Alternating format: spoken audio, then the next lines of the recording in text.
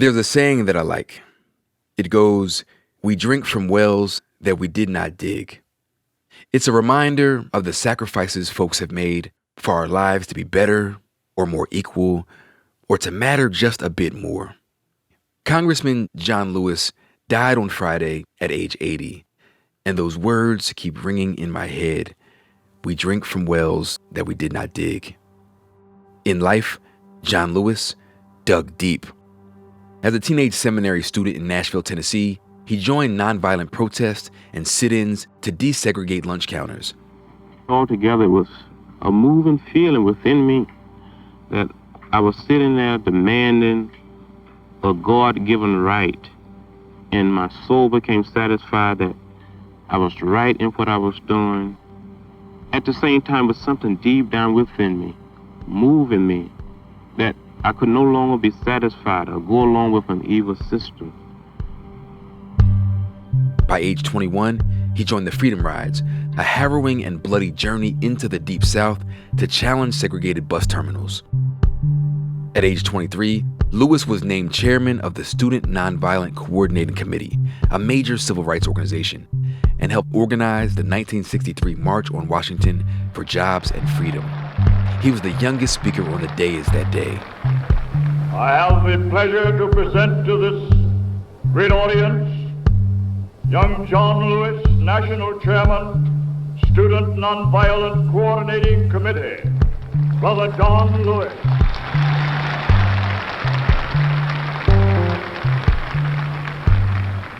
We march today for jobs and freedom, but we have nothing to be proud of. The hundreds and thousands of our brothers are not here, for they're receiving starvation wages or no wages at all. Between 1960 and 1966, he was arrested more than 40 times while protesting for equal rights for Black Americans. At almost every turn, his peaceful resistance was met with violence.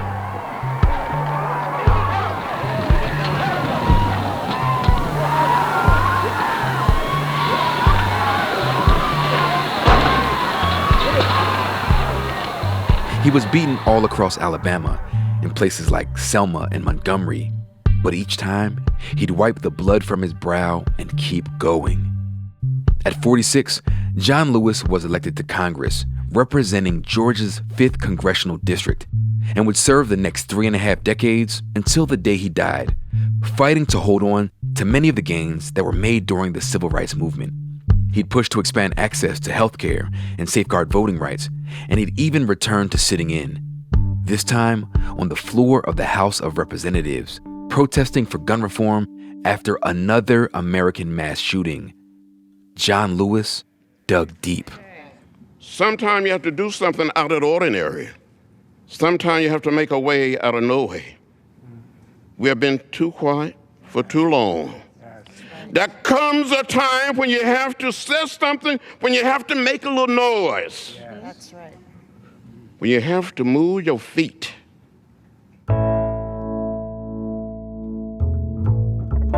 I'm Tremaine Lee, and this is Into America. Today, we remember John Lewis, the conscience of Congress, the country boy from Troy, Alabama, turned freedom fighter, turned representative, with someone who knew him better than most, fellow civil rights icon, Dr. Bernard Lafayette. He felt like he was different, okay? And he was, right? Yes.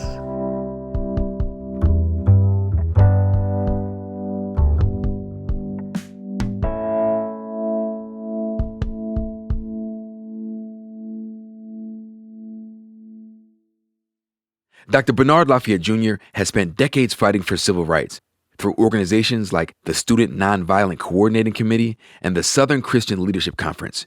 He was named National Coordinator for Dr. Martin Luther King Jr.'s Poor People's Campaign in 1968. Dr. Lafayette worked alongside John Lewis for years, but they met as roommates at American Baptist College way back in 1958.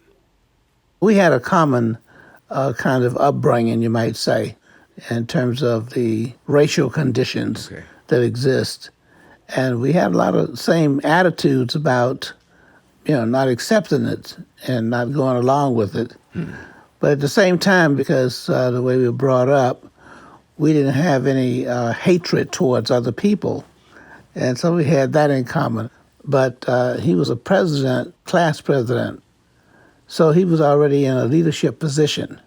And the other thing is he was a year ahead of me, so I got a chance to read all of his books, and he tutored me, okay? You know, that's much different than the nightmare roommate situation that some people have. You got John Lewis, the president of the student body, mentoring you and teaching you. Yes. Are there any stories that just stand out that you recall from those early days of just John Lewis? Well, he was always very calm and with others. And the thing that it really impressed me was the fact that when there was a issue or problem, he never did attack other people. He was very quiet and he listened, okay? And then he decided how he was going to respond. And people respected him. And I think that's why they wanted him as a leader. Because remember now, all of these students were potential leaders, like pastors of churches and ministers. Right. So this was a leader of the future leaders. So you have in John Lewis this natural-born leader. Who were you at that time? And were you, ready to jump into activism and protests from the beginning?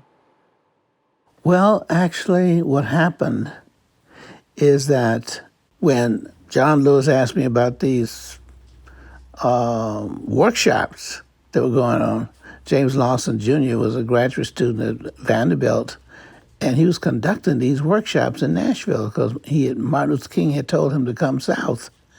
And so John Lewis was going to them. And, he asked me to come. And I said, no, man, I don't have time for that. I got jobs. I was always used to working, But he kept insisting. So I said, all right, okay, all right. I'm going to come just to shut his mouth. And sure enough, when I went to that workshop and they were talking about sitting in, at lunch counters and stuff like that, I was hooked. Wow. So it was John Lewis that got me hooked. There are so many iconic photos of John Lewis. And one that stands out to me, which really puts on display the sacrifices that y'all were making, is this image of him after he got bloodied and beaten in Alabama, I believe it was, during the Freedom Rides. Oh, yeah. Could you take us back to 1961 when the Freedom Rides began? So when it started, we started training people, okay, like we did for the sit-ins there, for the Freedom Rides. And we set up a 24-hour training station. So you have to get organized. It's not just a matter of going down, protesting or doing some sit-ins or whatever. We had a backup group, in other words.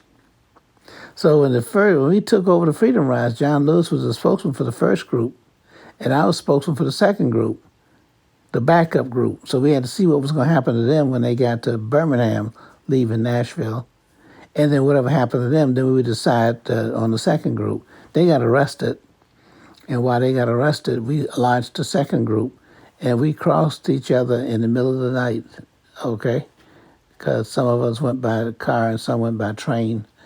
And what we did was met together in Birmingham and started off there. Now, where John Lewis was attacked was when we got to Montgomery. And we got into Montgomery. It was very quiet, even though it was on Saturday morning. No people on the streets, no cars running, nothing like that. We had National Guardsmen, we had state troopers, and everybody giving us protection on the bus. But when the bus got to Montgomery, Alabama, bus station, okay, all those protection disappeared. Helicopters and everything. They were there and then they're just gone. Yeah. So we got suspicious. So I told the students to all join hands to find a partner. No matter what happens, you stick with your partner so somebody will know what happened to you. And while we were there getting ready to get off the bus, a group of reporters had gotten a bus out of Birmingham earlier ahead of us so that they could film and take pictures and stuff like that. And the mob came out of the bus station and took off and started beating up all the reporters, beating white reporters, smashing cameras over their head. I couldn't imagine. I didn't know what would happen. So anyway, we joined hands, and the mob came and started beating us up. Then when they hit John Lewis, they hit him with a Coca-Cola crate over the head. And that metal strip was the thing that put that gash in his head, not just the crate, okay? And they were trying to kill John Lewis because they knew him and had identified him as one of the leaders. And they were clobbing him over the head and putting scars. Then they came after me. And boy, this guy had on some Brogang shoes, and he was going to kick me in a certain place on my body. And I tried to protect myself, so I folded my arms around and bent down when he started the kick. And he ended up cracking 3 of my ribs. And I went through the Freedom Rides all those days and months with 3 cracked ribs, because there's nothing you can do with cracked ribs. You know, you can't do surgery and all that. So that was a lesson for me, because I learned how to endure pain. Yeah. And I didn't want to complain, because my buddies wouldn't let me go on a freedom ride if I had cracked ribs, you know. You said to tough it out. Right. So anyway, John Lewis, it's not the fact that he was hit over the head. The thing about it, John did not move. He did not try to escape. He stood there even after they cracked him over the head. I guess the word that you can describe John Lewis is he had undescribable resistance. Yeah, that was his way of responding in a nonviolent way to show them that hitting him over the head was not a way to stop him. Wow. Obviously, you all engaged in nonviolent, peaceful protests, but even at that time, that was still kind of radical, right? I mean, we jumped to 1963, the March on Washington, and John Lewis is the youngest speaker to give a speech there. And his speech was considered at first, the first draft was so radical that they said, we got to tone this down. Talk to us about that kind of dynamic and what happened there. Well, the first thing I want to say is that John Lewis was not stubborn when he got good advice. When he was making his speech together for the March on Washington in '63, he did tone his speech down because those older adults wanted to make sure that he did not rile people up. And so when John Lewis talked about marching on, Atlanta or marching someplace in the South like Sherman did, that was really more with a military tone. See, when you march like Sherman, that's the way he marched. So John was talking about one concept, but it was also something that could be a misconception. Right. Like you about to come down and burn stuff. Right. Trail of Exactly. fire. Exactly. So John Lewis changed his speech at the advice of, those who were around him who were older.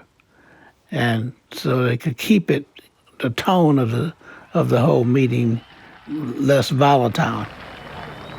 If we do not get meaningful legislation out of this Congress, the time will come when we will not confine our marching to Washington. We will march through the South, through the streets of Jackson, through the streets of Danville, through the streets of Cambridge, through the streets of Birmingham.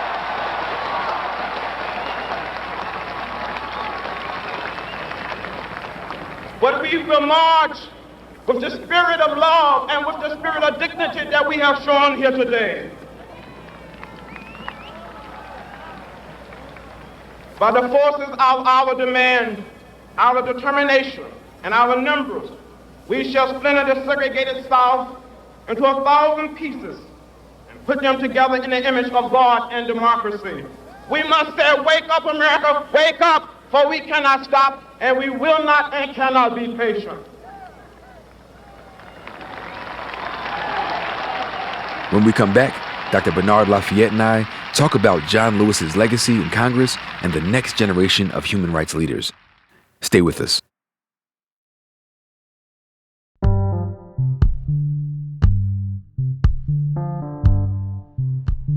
Let me ask you this, Dr. Lafayette. When you think back to the young John Lewis you met in seminary school, the John Lewis that you're now desegregating buses with, the John Lewis you watch get cracked in the head with a Coke crate, a soda crate, to the young man who you see delivering this speech at the March on Washington, and years later he ends up in Congress.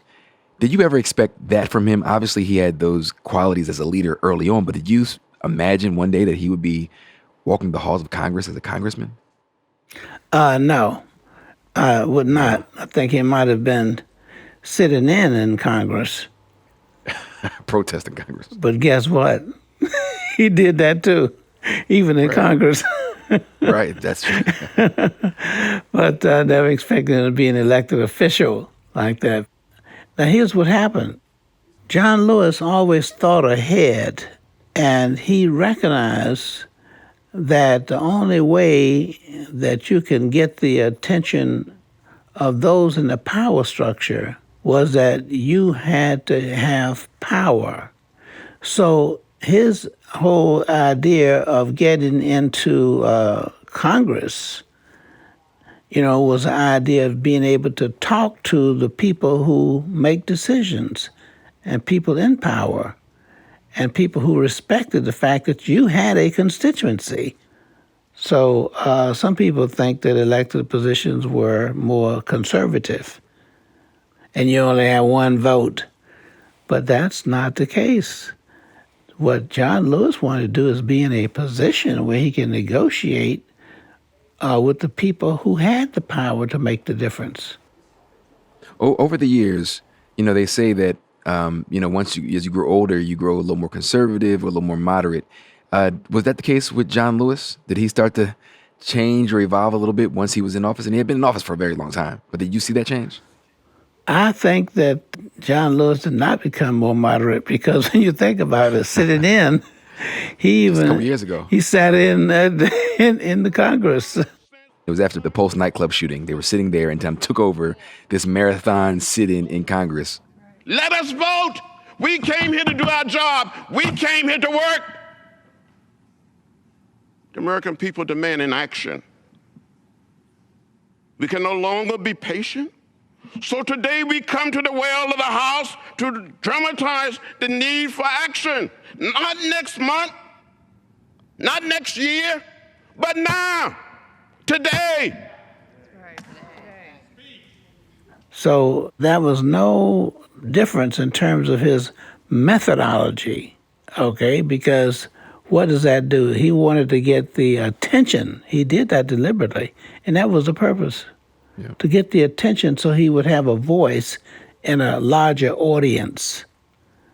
But also he would prick the conscience of those. So even those congressmen who didn't sit in, they were in. They would buy in to the goal that John Lewis was talking about. We think about the loss of John Lewis, and obviously we all lost a mountain of a man in John Lewis, but we also lost C.T. Vivian, who died just hours before John Lewis. Could you speak to us about C.T. Vivian's role in the movement? Yes, C.T. had more experience, and he lived longer than other people, but he started earlier in the movement. The other thing about C.T. Vivian, he and I were very close. I'll tell you how close we were. I'd already bought his birthday card. His birthday is 30th of July. Mine is the 29th.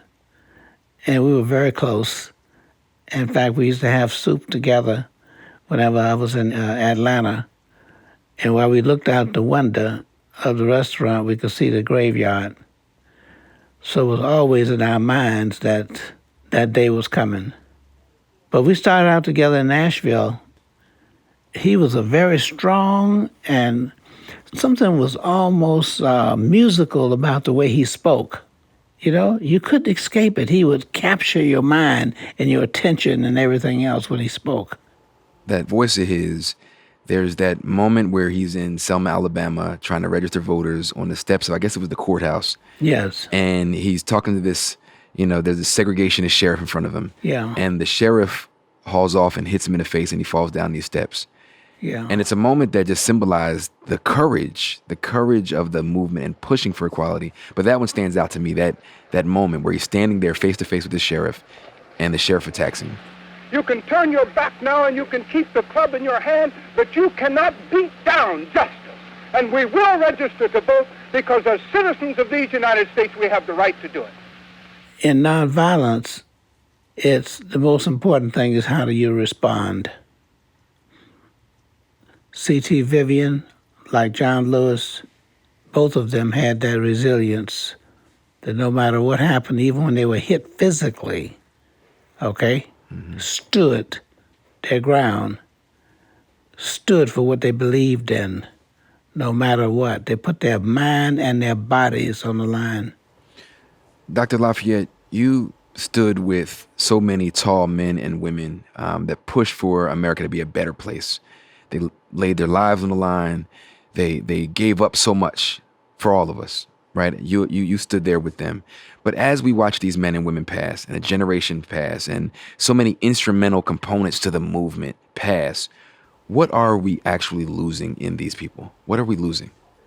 More than anything else, we're losing a lot, but more than anything else, we're losing examples and models that can be replicated. In other words, they're leaders, but they are not impossible to follow, even when they're gone. What you can't do when they're no longer with us is to hear them speak. So we're glad they came in our lifetime. That's the thing that's so exciting about it. Right. During our lifetime, they were here. Wow. Some people don't think about it, but Dr. King, I think it was probably only 12 years that he was involved in the movement, and he was with us for such a short period of time. But what he left in 12 years. Okay, it was absolutely incredible. Wow. That's what we teach, and that's what they followed. Okay? The teachings of Martin Luther King. So, yes, we appreciate that fact that they were with us, and we regret the fact that they're gone, but we also have to accept the best that they could give. They left with us.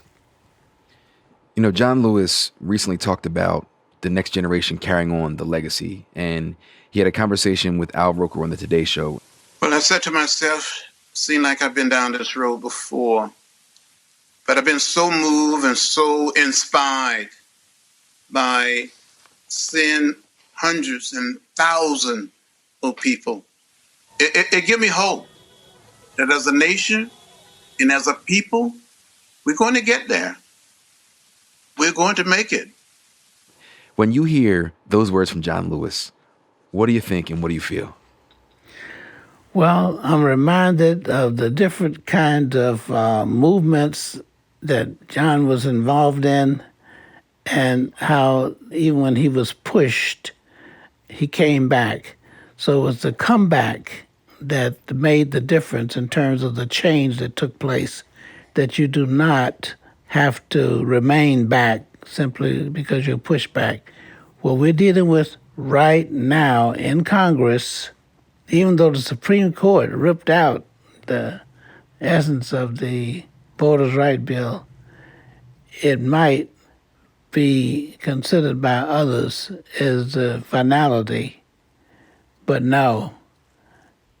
And even in his death, some people have made the decision that they're going to come back, and we're going to make sure that the gains that we made are not lost.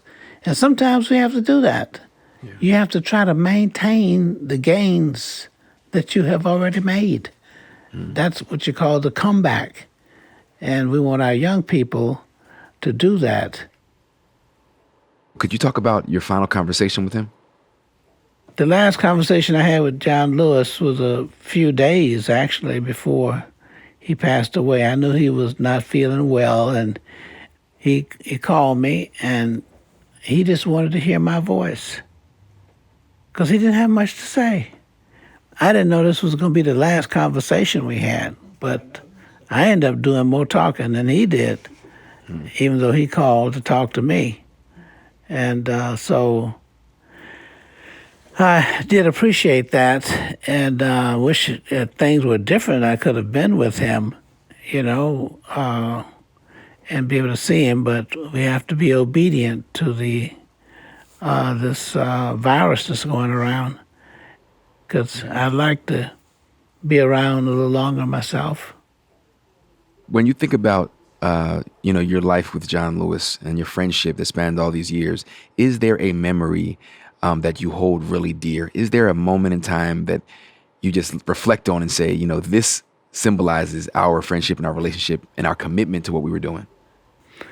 Well, just our friendship and closeness, I remember that my mother used to send me suits, and clothes when I was in seminary. And she used to always send me 2 suits. So I used to give John Lewis a suit. So we shared, the same clothes, that kind of thing. And the other thing that I always remember was the fact that when he was in the presence of Martin Luther King, it was very special to John Lewis. The world should know that Martin Luther King was John Lewis's inspiration. John Lewis wanted to make sure that even though we lost Martin Luther King, we did not lose the Kingian, philosophy and the Kingian movement. And he decided he was going to make sure that would continue to live. And that's one of the reasons why he did what he did. Dr. Lafayette, thank you so much for your reflection on John Lewis, but also thank you for your work. We walk in the shadows of great men and women, and you are one of them, sir. So thank you for your time. We really appreciate it. Well, thank you. And by the way, we really appreciate what you're doing, okay? So keep doing what you're doing. Yes, sir. Thank you very much. Thank you. That was civil rights leader Bernard Lafayette remembering his friend John Lewis. We're going to survive, and there will be no turning back. There may be some setback. There may be people who will stand in our way, but we will not go back. We've come too far, and we're not going to give up now.